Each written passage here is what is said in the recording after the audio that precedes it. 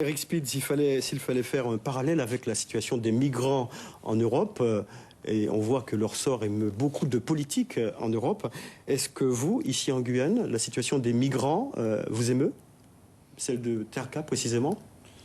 Alors sous le terme de migrants, il y a deux catégories de personnes. Les réfugiés politiques, ce sont les gens qui viennent de Syrie ou d'Irak, et puis les réfugiés, on va dire, économiques, qui pour la plupart sont des personnes qui vivent en Guyane, puisque l'OFPRA refuse à peu près 95% des demandes d'asile. Mais vous savez, cette opération, je ne l'ai pas fait de gaieté de cœur. Je l'ai fait parce qu'elle était attendue par une partie de la population qui considère à juste titre que la Guyane, c'est un état de droit comme le reste de la France. Et elle était attendue par la population, elle était attendue par les entreprises, elle était attendue par les collectivités locales, par exemple celles qui souhaitent construire des collèges ou des lycées. Elle était attendue par tout le monde. Et il fallait le faire avec fermeté et humanité. Et c'est ce que nous avons fait. Combien de personnes sont relogées aujourd'hui? Il y avait 87 familles sur le site.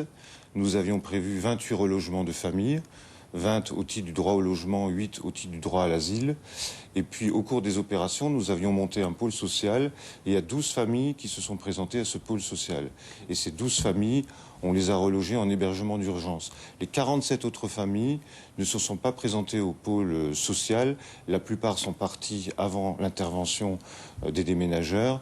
Et donc je suppose, puisqu'elles ne se sont pas manifestées, qu'elles ont trouvé par le biais de la solidarité familiale ou amicale une solution d'attente. Que vont devenir les personnes en situation irrégulière?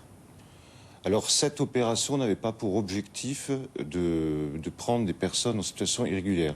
C'est d'ailleurs interdit par la jurisprudence.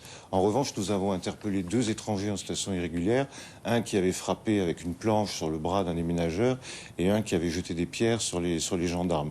Mais ce n'était pas le but initial de l'opération.